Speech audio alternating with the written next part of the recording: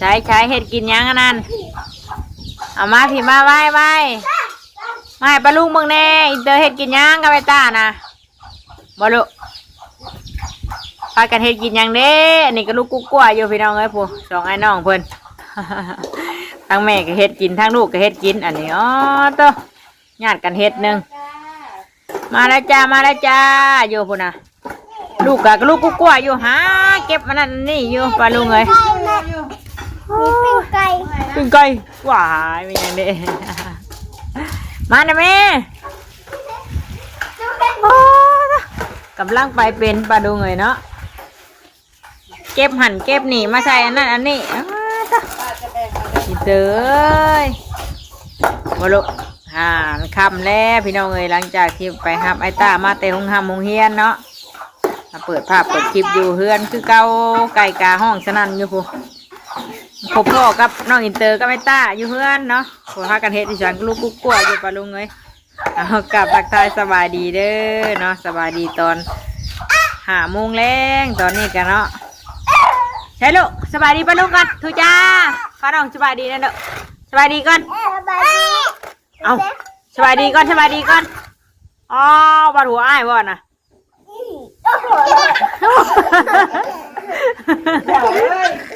จะถือหัวอ้ายเด้อ้ายจังซั่นลูกหล่ะเห็ดถึงมูเจ็บแบบหัวเลยไปแม่ไปกินข้าวลูกป้าหุงข้าวไว้นะโดยลูกสบายดีป้าหรอบ่ลูกจ้าป้าก็หนูจ้าป้าจ้าเอาถามแม่เพิ่นไปนั่นเพียงไปพาน้องไปกินไปกินโน่นสันป้าหุงไว้ค่ะเพิ่นขั่วไข่ทอดไข่เนาะมานี่ปลูกไก่กับสิแซ่อยู่ปะลุงเอ้ยแมงเต้ยสิไปอันนั้นไปเก็บบักเขือพี่น้องเอ้ยไปข้าวสวนก่อนเก็บมะเขือมาพัดให้เตอร์กันมันดีโตแล้วไปไปพน่ะป้าขายหัวยังไม่ได้นั่นพี่น่ะใกล้เขาด้วยไปเอาอันตัดไม้มาแต่เช้าผมมาเฮ็ดประตูพี่น้องไงประตูอัดหัวเนาะไปนะแม่พุ่นเด้อเอาเด้อไปเด้อหาเก็บมะเขือก่อนพัดก่อนหุงข้าวให้เตอร์เพิ่นมื้อนี้ลมนะพี่น้องเอ้ยมื้อนี้เนาะเมื่อวานนี่หลังจากที่ว่าไปดินเที่ยวงานวันนั่นเพิ่นนะวันศาสตร์เนาะอากาศก็สีอบอ้าวว่าซั่นเนาะที่ว่าลงคลิปไปเปิดภาพเปิดคลิปออกมาตอนที่เช้าเพราะว่าพี่น้องเอ้ยเช้านี่เนาะลมเนาะลมมือห้วยมาตอนแรงช่วงแรกนี่ก็ลมเริ่มหนาวมาอีกแล้วเนาะหน้าอินเตอร์น้อยเพิ่นหากำลังสิแห้งมา หากำลังสิอันหญ้าแตกพี่น้องเอ้ยสิเริ่มแตกอีกแล้วเนาะเอามาเก็บมะเขือก่อนปลาดุงเลยเก็บมะเขือให้พัดก่อนจังนี้เดี๋ยวบ่แล้วเนาะเริ่มก่อนพดพักได้กินนี่สบายดีเด้อปลาดุงพักมะเขือให้เตอร์ก่อนตาก่อน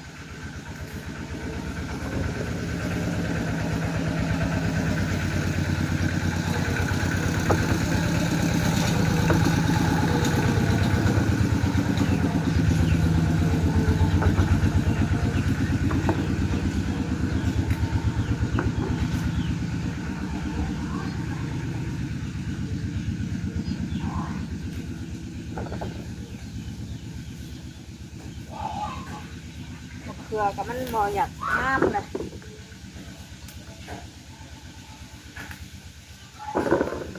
แม่คนลายไปเลยเปิดแล้ว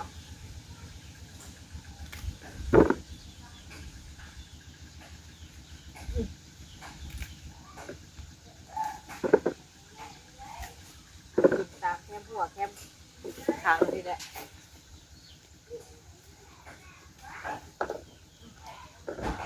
ยังลูก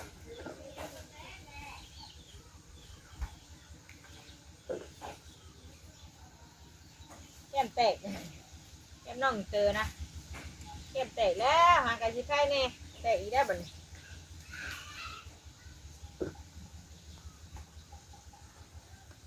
นี่พอนี่โอ้ยเกี่ยวบุ๋งนะบุ๋งเล่นจับนะนี่เด็กพี่น้องเลยเขือเอายังอ่อนอยู่พอดีงามพอได้เนาะพอพัดพดพักอันนี้ พดบางแรงนี่มาคุ้งกับเหลืองห้อยอยู่น่ะต่อยไว้ก่อนอึบต่อยมัวไหมเวลาบัดเฮาต่อยมันอันนั้นเนี่ยมันสี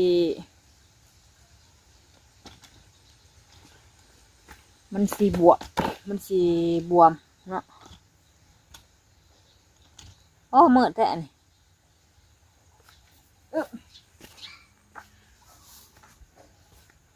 คุ้งไว้ก่อน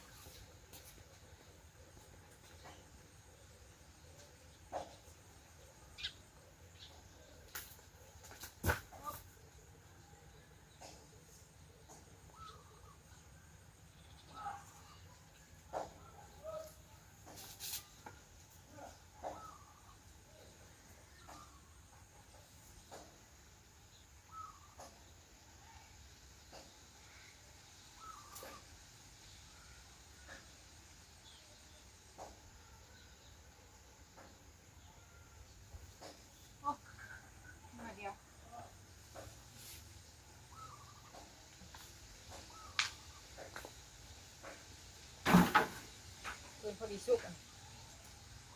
ดาบกับลังเรืองลังสีสดพอดีพี่น้องไงกำลังสีเรืองน่ะมันอยากม่วมไปได้นี่เลยหาง่ายกินง่ายมันนี่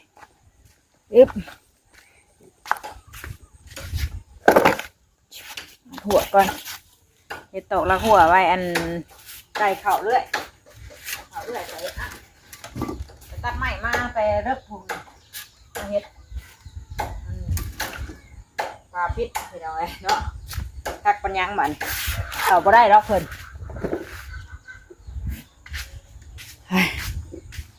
นางไฟไปกัน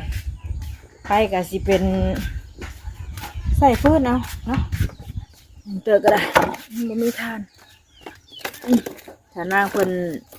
ทอดไข่เมื่อกี้นี่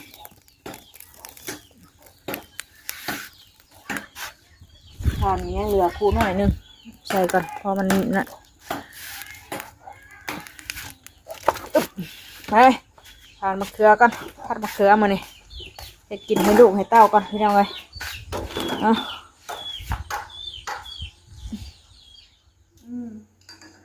พี่น้องเลยตัดตัวนี้สิมาต่อกันอีกวันนี้ตัดผ้ามาอีกวันนี้เนาะพัดเดี่ยวเรียบร้อยปะดูไงถ้าไอเตยตากะอาบน้ำนี่ยังแต่แม่ถ้าได้อาบน้ำเนาะพัดเดี่ยวแต่โดนเติบได้ละพี่น้องเลยแต่ว่ามือหางัวเนาะมึงกินนี่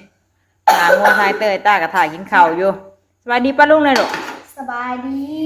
โดยสบายดีป้าลุงโดยไอ้ตามึงเสือข้างหน้าข้างหลังจ้าน่ะป้าลุงกินข้าวเด้อดุกินข้าวป้าลุงกินข้าวแดงหมดเลยกินง่ายๆพี่น้องเอ้ยพุ่นอะพัดมะเขือเต็มถ้วยนึง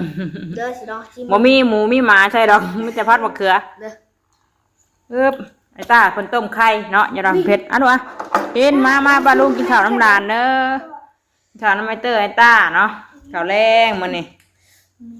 ลองมีเสร็จอยู่แล้วมา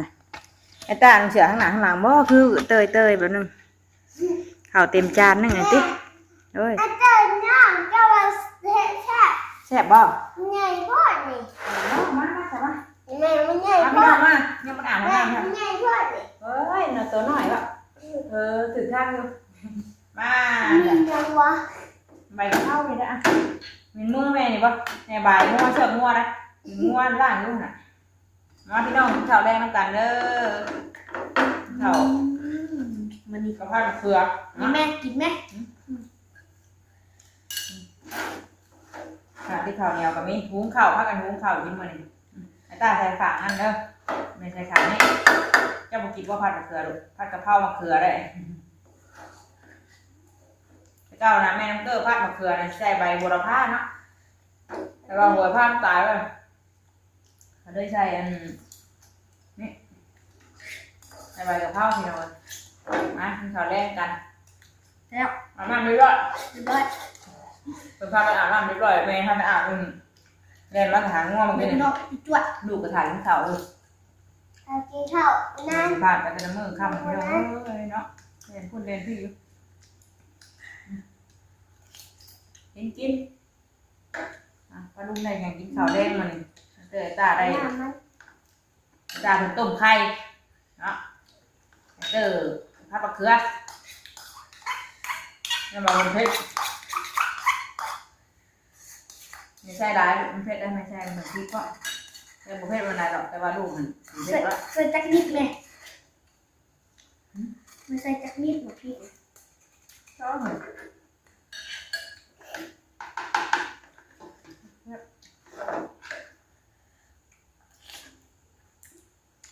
วันยังมัน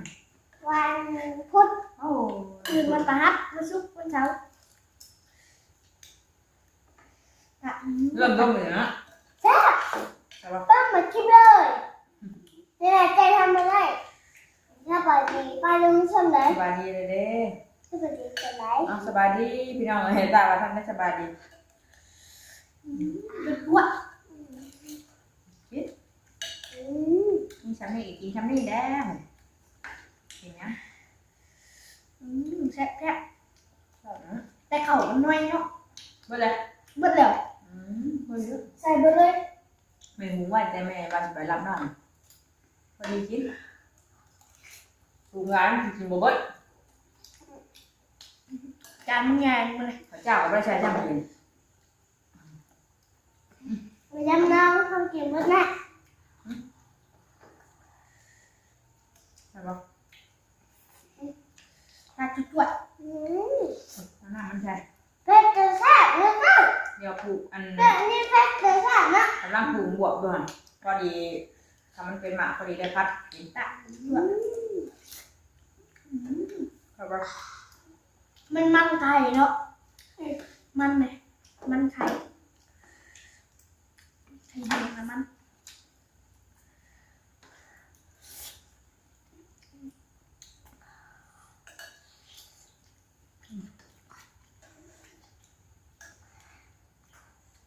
ก็แล้วหน่อย แซ่บ แซ่บปะ แซ่บแต่เผ็ดนิดนึง แซ่บแต่เป็นอันนึงกินเผ็ดบ่ค่อยได้ไอ้ตาแต่เตอร์กินได้อยู่แต่ว่าอย่างไห้ห้องไว้ฮะจ่ายยัง ประกาศ มันโคกบายประกาศนะจนมืดตัวใดพี่น้องไอ้ตอนนี้กันเนาะ แต่หนักมันกันเลยดูเผ็ดแซ่บแต่คำใหญ่ๆมันมีคลิปอะไรไว้ ว่าเบยปะถึงว่าคนเฮียได้ส่งอีกเนาะ มันไปหากินง่ายอีกคนไหนบ้างนั่น ยันมันไปติดตัวแม่น้ำกับมีมัวเถิกอะปล่อยไม่เกิดปล่อยเชือกปล่อยอะไรนั่น เว้น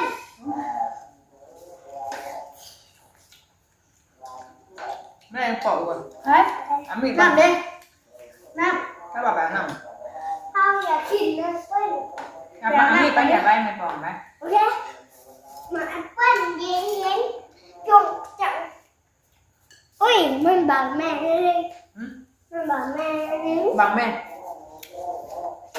บังได้จ้ะใช่น่ะAmazing ข้าวแล้วมันอยากอุ่น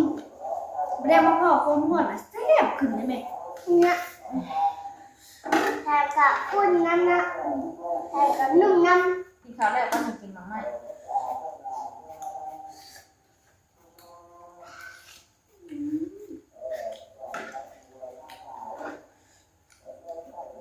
ที่เจ้าละ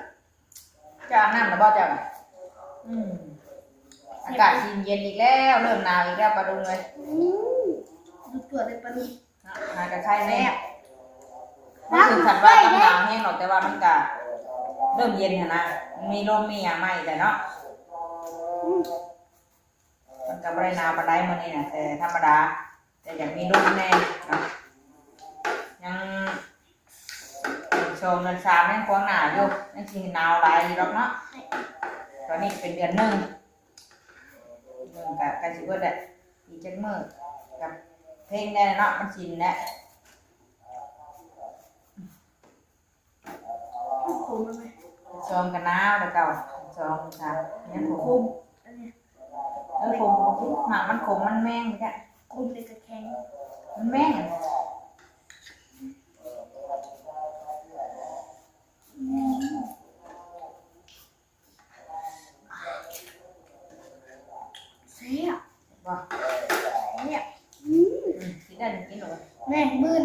คุ้งเด้อ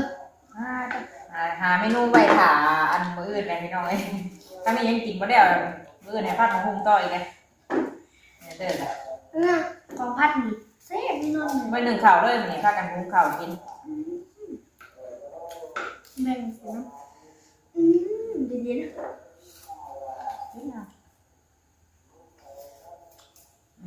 แม่จะได้เจ้าพันจากดินน้ำมันเจ้าเข้ามาบวชให้เลย มาบวกยังกำลังปลูกเลยนั่งบอกเป็น นึ่งเป็นเนาะ เสร็จป่ะอิ่มป่ะหนาข้าวไม่ยาก ข้าวยังบอกอีก แผลตึกนะถ้าด่าพวกอื่นนะถ้าเจอกับเมื่อน่ะเมื่อกี้กลัวไข่ยังมาถ่ายกินพัดให้กูถ่าย นะการกินน้ำมันเจ้าพันไข่ไข่ท่านเลยนะทำแล้วก็พันอันนี้นะ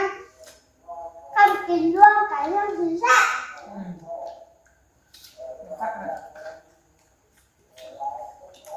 ได้ไข่แล้วพอต้มให้แล้วถ้าแบบเงี้ยแค่กระทอดแค่กระพัด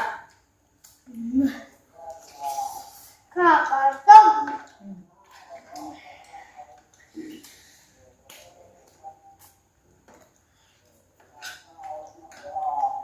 ยืนจะต้องหาสู้กับกูจริงตำยืนมาขับมันก็